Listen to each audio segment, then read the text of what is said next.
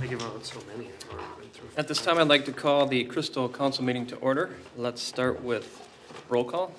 Councilmember Parsons is absent. Mayor Adams. Here. Councilmember Budashevsky. Here. Councilmember Dahl. Here. Councilmember Deschler. Here. Councilmember Kolb. Here. Councilmember LaRoche. Here. We have a quorum. All right, thank you. Let's rise for the Pledge of Allegiance, please. I pledge allegiance to the flag of the United States of America and to the republic for which it stands, one nation, under God, indivisible, with liberty and justice for all.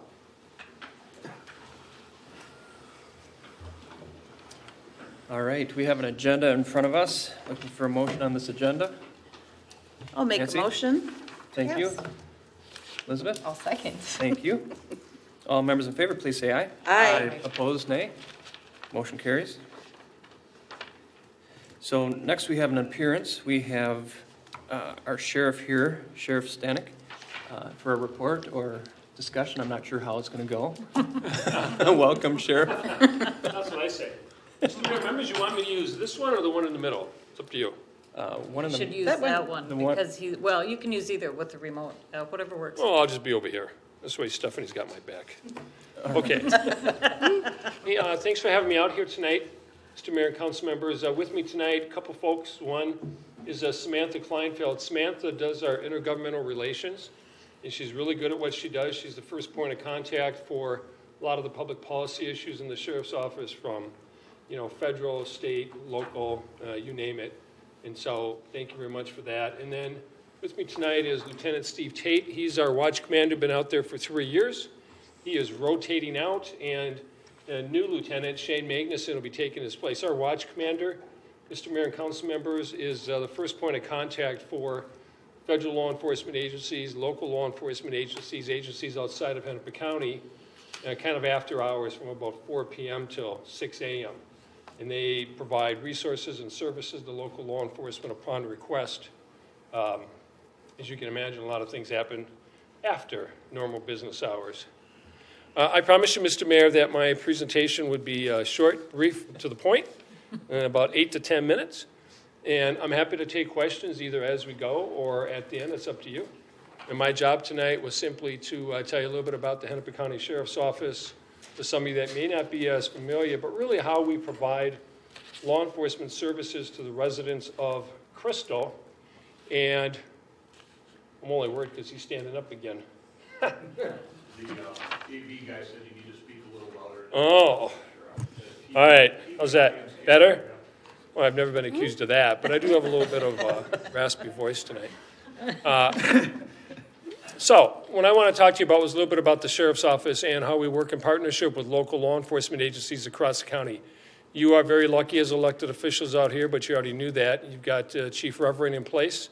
Her and her command staff and the officers out here do a fabulous job, right? You've had a lot of trying circumstances, situations over the last couple of years. She's always shined very brightly with the decisions she's made in doing so in partnership with local law enforcement and federal law enforcement, state law enforcement, whatever it takes.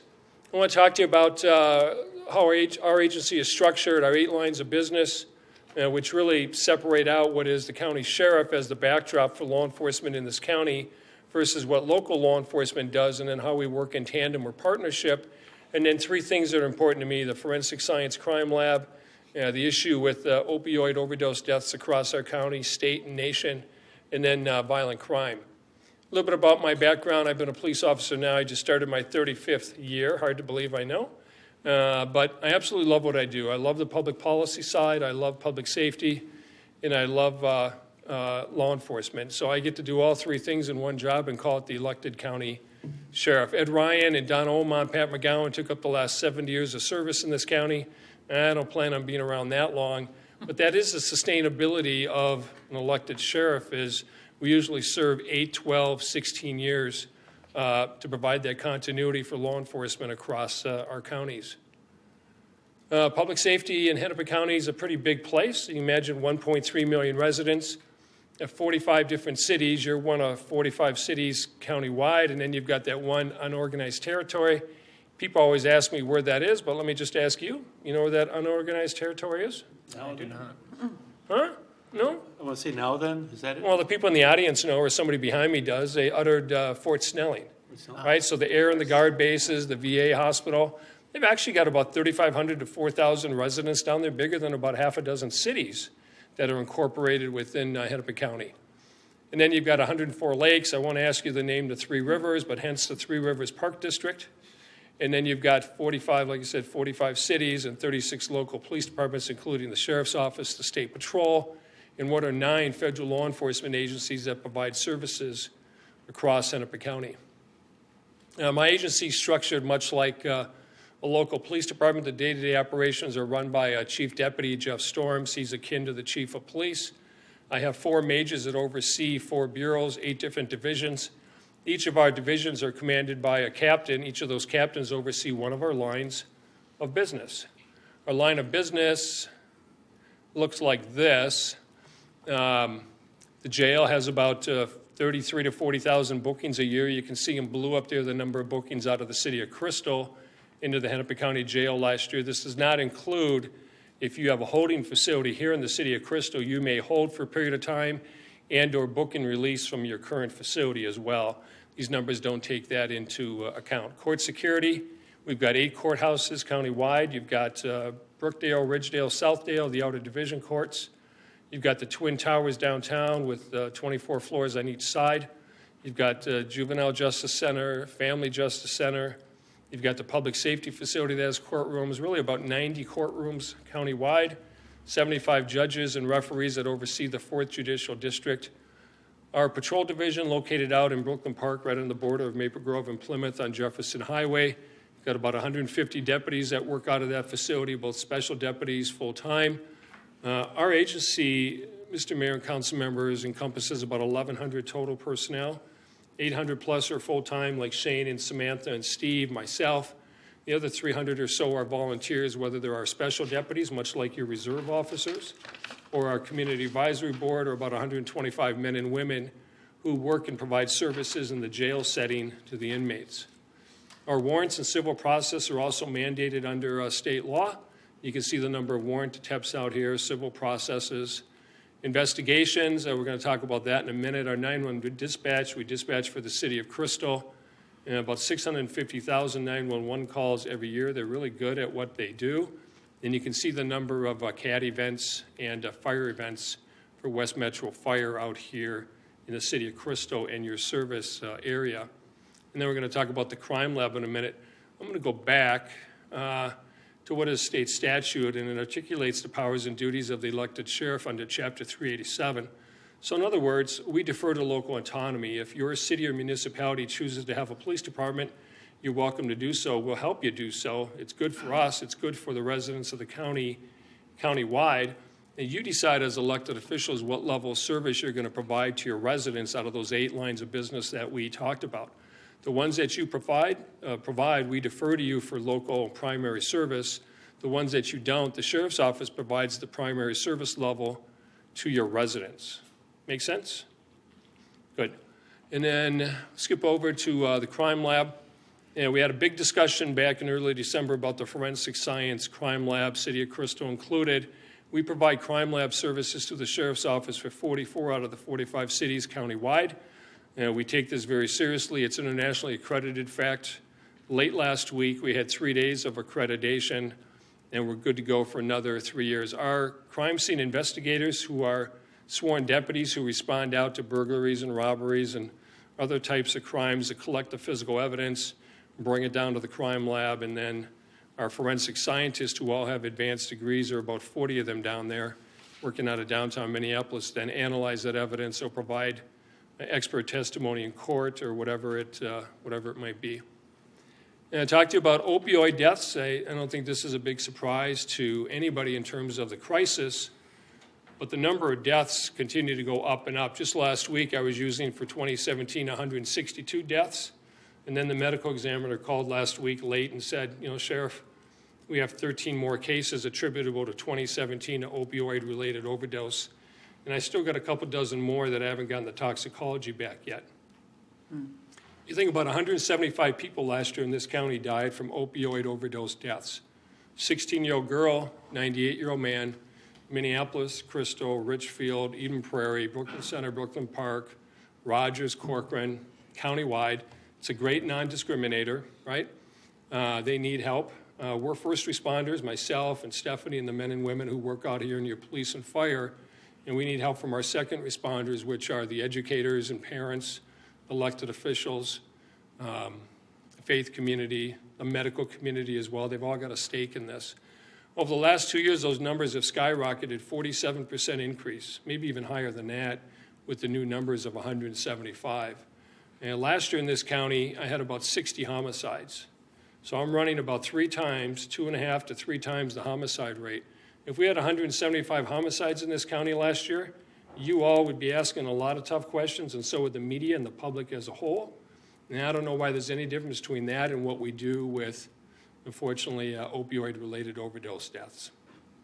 And I've been out incessantly across this county helping educate folks about some of the hazards. No shame, no blame. It's illegal, lawful behavior. If you need the meds, feel free to take it, but I want your residents to understand that at some point there's an addiction issue, and when you get addicted, bad things happen. In fact, last year 175 people died. Just a couple weeks ago at the Hennepin County Chiefs of Police meeting, we recognized 6 law enforcement agencies for carrying Narcan, and they had saved over 50 people in the past few months, right? Every day you'd be surprised how many people across this county, whether they make it to the emergency room or police, fire, EMS, are able to bring them back to life by using Narcan naloxone. I know you're working on it as well, correct? Yep, perfect, and we appreciate that. Every police department, every police officer and firefighter in this county now has either carries or has access to it, or very close to having it done. So I appreciate Stephanie's leadership in that, and you as elected officials. You know, violent crime, I love to talk about this because the Sheriff's Office was built to reduce violent crime. That's what we do in service and support of our local law enforcement agencies. Over the last 11 years, violent crime in this county has gone down 25 to 26%.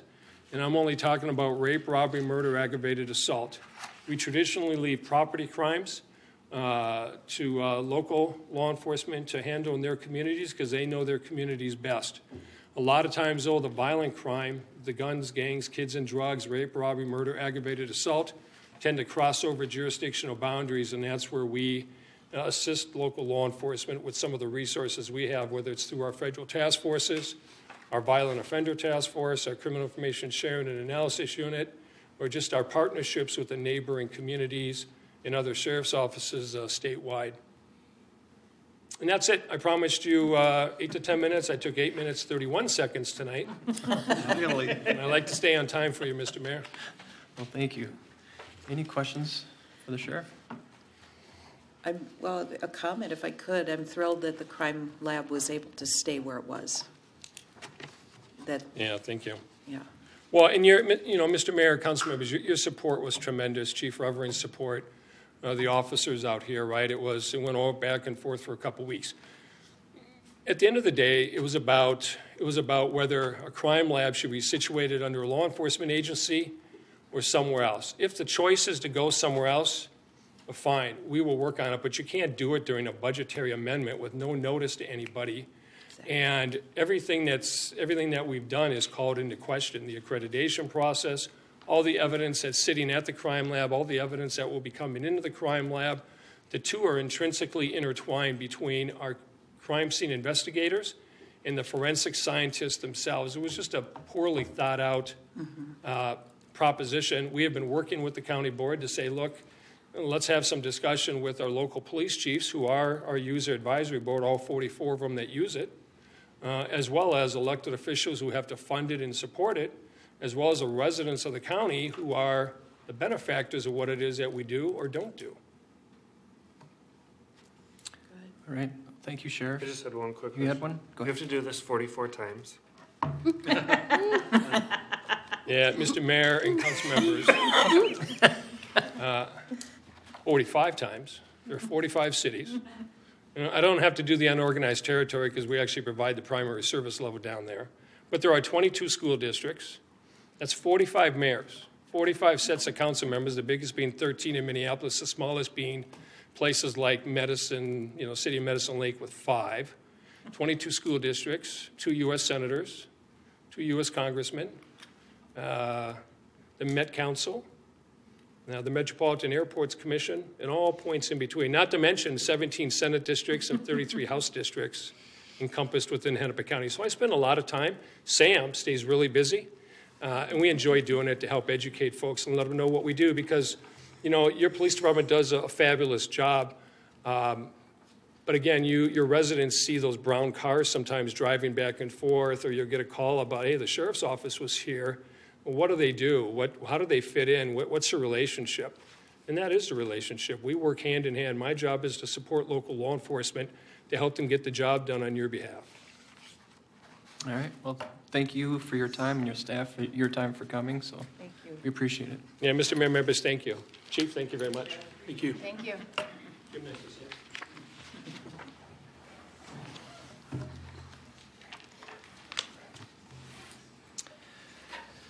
All right, next we will move on to our consent agenda. The council will consider the following items which are routine and non-controversial in nature. First item is to approve the minutes from the following meetings: the regular council meeting from March 20th, 2018, and a work session from that same day.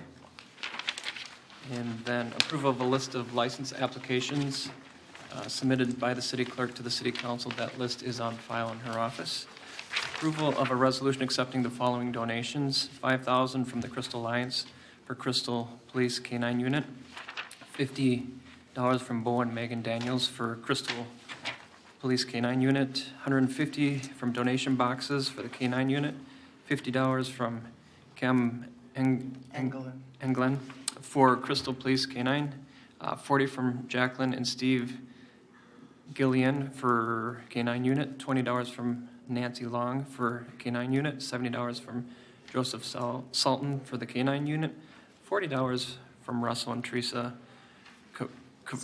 Scovera. Thank you, for the K-9 Unit, and $58.45 from the VFW post for the K-9 Unit, $2,000 from the VFW post for Crystal Airport Open House, $1,000 from West Metro Firefighters Relief Association for Crystal Airport Open House. Item 4, approval of special permits for wine and beer to be served at Bassett Creek Park for a birthday party on June 16th. Hannah Massey for, is it their birthday, or is she just the one who signed She's, right, made the application. made the application? Okay. For somebody's birthday. Someone's birthday. Approval of a resolution establishing the dates for 2018 municipal elections. I move approval of the consent agenda. All right, thank you. Looking for a second? I'll second it. Thanks, Elizabeth. All members in favor, please say aye. Aye. Opposed, say nay. Motion carries. All right, next is open forum. This is a chance for the council to hear from citizens about concerns and desires to set time aside for this time. We have one person here wishing to speak. Thomas Benson, could you step forward, give us your address and name, and then hit it? I have lived next to second house off of Welcome Park since 1974, and I have caught some of the mail to my house, and I'm curious. There'll be one block would be removed, I gather, and then I notice how many cars are there during the frolics, and do we have adequate parking at Welcome Park? Put it that way.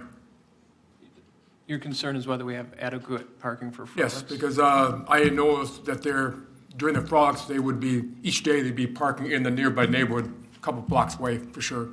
Yeah, I think you're right. There's no way we can accommodate that tournament for that 1 year until we. Correct. I mean, I think you're right. I think it's something to look into because Correct. Some people might be in a hurry. I've noticed during the frolics, and they maybe will park blocking your driveway or something. And also, everybody loves to have a good flow of traffic also. Right. Absolutely. That, you're right. during that or other events that would be held there. Correct. For that 1 year when the softball tournament is there, as well as all of Frolics, we will have to look at how we handle traffic and parking. Yeah, because I mean, Right. It's not something we're taking lightly. they tell me that there is going to be a lot more events there during the frolics because the Becker Park will be overhauled too, right? It will be the following year, yes. Yeah, so they're so if that's overhauled, maybe there's going to be more events that's welcome than I'm used to. So just to clarify, I don't think I spoke clearly. 2018, it will be at Becker Park. 2019, you're right, the whole frolics will be at Welcome. Okay. After that, it's kind of undetermined what it's going to look like, but I know a lot of it's going back to Becker Park. Okay. And you won't have to burden the whole frolics. Yeah, I was just curious. I mean, if it's going to be really blossom to a real good during the remodeling of it. I know we've got parking over by the like a warming house for ice skaters. There's some parking there. Are they thinking about the future if there's going to be a lot more cars there? I think we are adding there's a parking place going to be. There are bays on the west side of the park, and there's bays on the north side of the park right now, and I don't know that we're adding that. There are future phases that look at additional parking, Yeah. but for 19, that's the year we're most worried about, because that's when the Frolics is all of Frolics is gonna be at Welcome Park, so we will be looking at, how to handle traffic and parking Yeah, for that 1 year, Yep. and then we'll decide after that. Nancy? Just a quick comment, Tom. I'm on the Crystal Frolics Committee, and at our meeting this last month, we talked about there's a bus company that wants to help with shuttles in 2019. Well, that would be awesome. Yeah, so they're looking to sponsor for this year's Frolics and then help partner with getting people around to alleviate parking. Yeah. I know I talked to the neighbors that have lived there for quite a while, and I've lived there since 1974, and we've become accustomed, well, that frolics would be busy, and otherwise it's pretty peaceful, and so we're kind of curious what's going to happen. Absolutely, but And, I'll definitely carry that And forward. some people, like one guy in one corner, he's got a hedge there, and during the frolics, people are running into the hedge, hiding, whatever. So Heading your- we live around the park, so we're kind of curious about the future. Absolutely. Yep. Absolutely. Not We'll that keep way. you Good question. posted, okay? Good question. Thank you for coming in, Tom. and letting us Thank know. you. Okay. Appreciate it. All right, anybody else wishing to speak during open forum? Seeing nobody approach, we will go ahead and close open forum. Move on to the regular agenda for the evening. First item is our disbursements of $25,000 or greater. I will read those into the record at this time. First item is AEM Financial Solutions for February and March Finance and Assistant Finance Directors. Plans and rate study, that's $51,850. Golden Valley Joint Water Commission for February water costs for $132,098. Health Partners for April health insurance premiums is $96,995. IRS for federal and FICA withholding taxes for pay date 3/9/18 is $55,244. Did I say 59? 55. $55,244. Logis for January computer system support and system development for $65,387. And Met Council for April wastewater services for $127,413. Para for the employee city required contributions for 3/23 pay date, $50,058. And for the West Metro Fire Rescue District March fire budget allocation, $95,305. Total disbursements of $25,000 or greater is $674,352.80. Any questions on any of these items from the council? Seeing no questions, looking for a motion. Nancy? I'll make a motion to approve the list of disbursements over $25,000. Okay, looking for a second. Julie? I'll second that. Thank you. All members in favor, please say aye. Aye. Opposed, say nay. Motion carries. Next, the council will review the bids received from Bass Lake Road Streetscape. John Sutter, our Community Development Director, is here to talk to us about that. Welcome, John.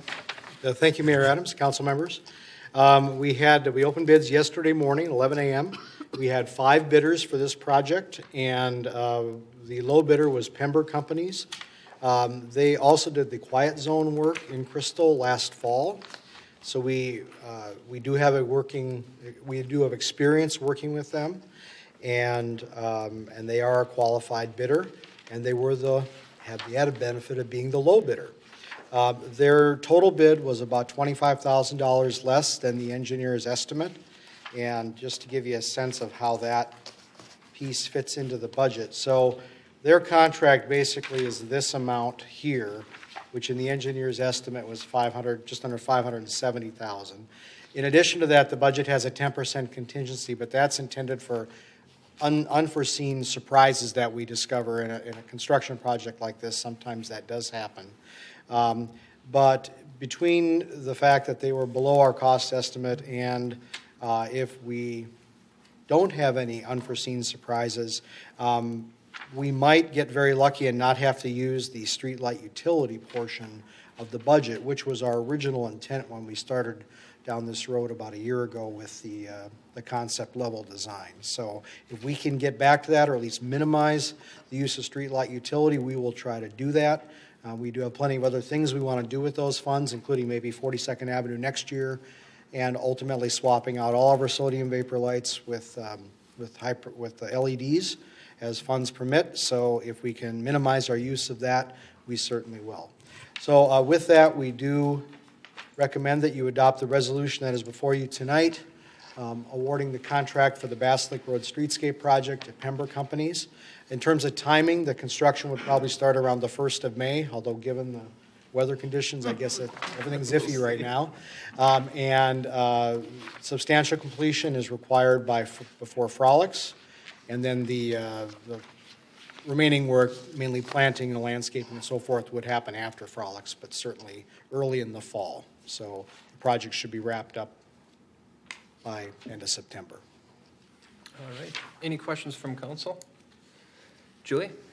So, I'm always curious, why do you think, the difference, there's such a disparity between Blackstone and, say, Pember Companies? And that's $200,000. Well, I would rather compare them to the next closest one, because then the disparity doesn't look as great, of course. But I think it just means that this is a reflection of different levels of work that these contractors might already have. Okay. The spread is very similar, actually, to the Quiet Zone project, the Quiet Zone bids. Okay. And the smaller the project, a good rule of thumb is the greater the disparity in terms of percentage. Is going to be greater, just because it's a smaller project, and so things don't even out as much between the contractors.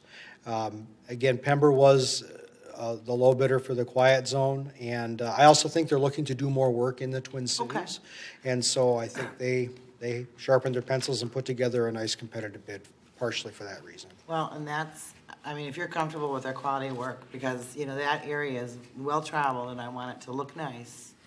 And, over the years when I've done bids, I've sometimes found that, cheaper isn't always better. But again, if they're a good, solid company, I'm okay with it, so. Jeff? Can I ask a dumb question? No such thing. Yes, there is. Why does it say apparent low bid? Oh, when I put this together, we had not yet gone through the bid in detail. So apparent just means that, I guess I should say apparent qualifying low bid. We have to make sure they meet all the qualifications. Okay. So. Because it seems like it's Yeah, it's very apparent. kind of is the low bid, so. It seems apparent to you, I see. Okay, All right. just curious. Any other questions? See, there is dumb questions. All right. Looking for a motion?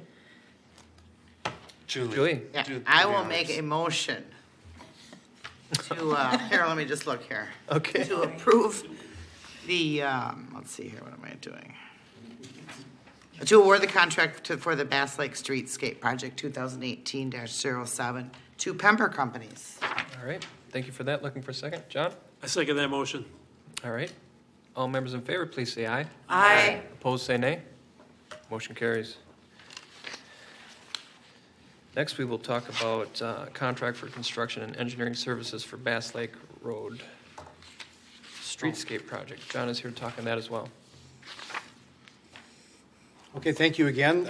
Going back to the overall project budget, the contract before you is with, that proposed contract is with Short Elliott Hendrickson, SEH. They are a construction engineering contractor on our street projects. They also did the design work for the Bass Lake Road streetscape project, so they are a good fit for that. The proposed contract amount is $35,861. And we are going to do as much of the work in-house as possible. That's one of the reasons we were able to get that number down from the 40-some thousand. I don't remember the exact amount that was in the original budget. And we're going to do the materials testing with the firm that we already use for our own projects. So with that, we would request your authorization for the contract for construction engineering with SEH, and that can just be a motion. All right, thank you, John. Questions? Seeing none. Julie? I will make a motion to approve a contract for construction engineering services for the Bass Lake Road streetscape project. All right, thank you. John? So moved. Seconded. All members in favor, please say aye. Aye. Opposed, say nay. Motion carries. Next, the council will consider a resolution authorizing a contract for the shade structure at the Crystal Cove Aquatic Center.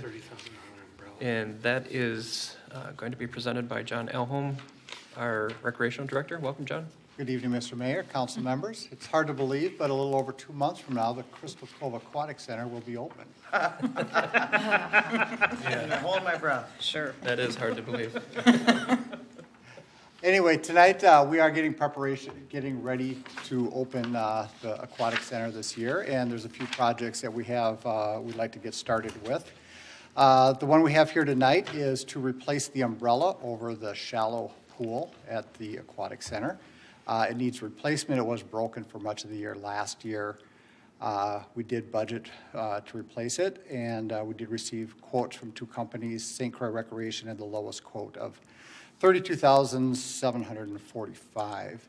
And I did, actually I don't have this, I need to do that, just what I need to do. This is just kind of what that would look like. We're looking at doing the sails instead of the umbrella look. The lower right has got 4 sails. Ours is the picture on the left, which would have 2 sails to go over that part of the pool. So it will be a little bit of a different look. But it's more of a modern look for what's happening out there today. So really tonight is just to approve an agreement with St. Croix Recreation in the amount of $32,745 for installation of a shade structure over the shallow pool at the Crystal Cove Aquatic Center. All right. And I believe that we have a resolution in your packet. Yep. Any questions for John? I have one. Do those sails stay up all season long? We'll stay up all during the summer, but they come down in the winter. Okay. Okay. And I'm assuming that structure doesn't use any of the old structure whatsoever. That's correct. That's okay. All right. Any other questions? One question. So the umbrella was broken, Yes. right? So That's correct. this solution, especially considering the way you can take it down, do you see this as lasting a lot longer and not as prone to breakage? Right. The current one sits in the water, and the chlorine on it is not a good thing. And the umbrellas that we use have a crank that we can raise them and lower them. And so they move more often, so there's just more moving parts and things to break. Yeah, it seems like this would be a better solution. Mm-hmm. Right. Okay, thank you. All right. Looking for a motion on this item. Nancy? I'd like to make a motion to adopt in support of purchasing a shade structure for the Crystal Cove Aquatic Center. Okay, thank you. John? I second that motion. All right. All members in favor, please say aye. Aye. Opposed, say nay. Motion carries. Thank you. All right. Unanimous evening. All right, we have a few announcements. The Crystal Curbside Cleanup is from now until the 12th. Regarding your pickup day, you should refer to the Crystal website. 12 days, huh? Or 10 days of that. That goes that fast. Yeah, it does. Wow.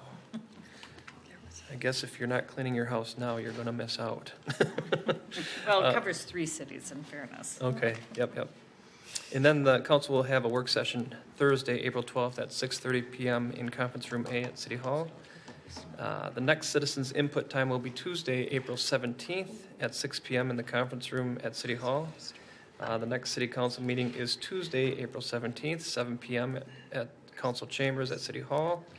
Crystal Business Association will be meeting April 18th at Crystal Hall in the community room hosted by Copperfield Hill. Reminder, Boy Scout and Girl Scout troops are invited to lead the Pledge of Allegiance during a city council meeting.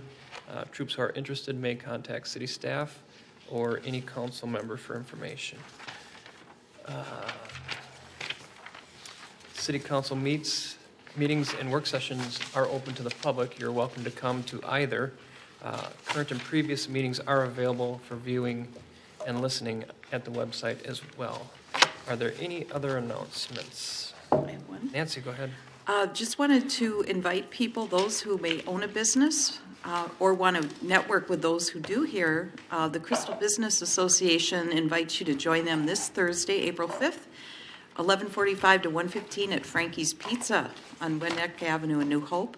Members of the Crystal Business Association, New Hope Business Networking Group, the Robbinsdale Chamber of Commerce, and Brooklyn Center Business Association are meeting for lunch and informal networking. So if you'd like to come, it's $10 for the pizza buffet lunch, or no charge at all if you're not having lunch. But feel free to join them this Thursday. All right, thank you. John?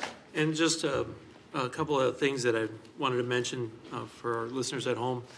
Last week, Linda Brown passed away at age 75. Her father, Oliver, was the plaintiff in the landmark case of Brown versus the Board of Education. The 1954 landmark United States Supreme Court case declared state laws establishing separate public schools for black and white students to be unconstitutional. So very significant. Father put himself forward in that case to provide a better future for his child. And then also tomorrow marks, Wednesday, April 4th, marks the 50th anniversary of the assassination of Dr. Martin Luther King Jr. He was 39 years old at the time of his death. And I just would like to say, we all have our favorite quotes, but one I mentioned, I think I even said it last year, is that, one of my favorite quotes of his is, he said, "We may have all come on different ships, but we're all in the same boat now." So thank you. Thank you for your time. All right, any other announcements? City announcements? Okay. I got one. FPU starts this Thursday, 6:30. That's April 5th. If you're interested, that's a personal finance thing. You may contact me either on Facebook, message me, or call me, and you can sign up for that. That starts this Thursday. I think this is the first meeting we've had since the Cooper girls won Yes, there you go. tournament. So Yes, thank congratulations to Cooper girls and their outstanding state championship. Just thought that should be mentioned. And also that the community got together and donated enough money to get them their school rings, the championship rings. Yeah. That is so awesome. That is awesome. And they raised enough money, even more, to have a nice banquet, too. Yeah. Congratulations. So yeah, no doubt. Someone's at the door. That did sound like a All right, with that. There is one thing we should maybe mention. What's that? The Park and Rec Department is kind of, it has kind of a Crystal MN Rocks Facebook page. Yes. Are you familiar with this? And there are a few employees that kind of paint rocks just as hobbies. Cute. And they're hiding them around town. And then they're putting clues on this Facebook page of where you can find them. And I just happened to be walking yesterday up in Ward 4. No kidding. And I found one. Yay! In like by the Aldi shopping center there. I'm like, Nice. wait, there's a rock.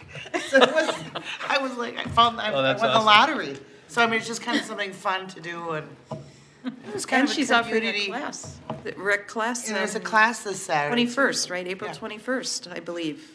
Saturday morning. It talks about it on the Crystal MN Rocks Facebook page, Yeah, but it's look just that kind up. of fun. It's cute to see the pictures of the kids finding the rocks, and No, that is awesome. And it's a way of spreading kindness, which I love. Spreading Yes. kindness and Yeah. positivity around Crystal. absolutely. All right. All right, with that, looking for a motion? John? Make a motion to adjourn. Second?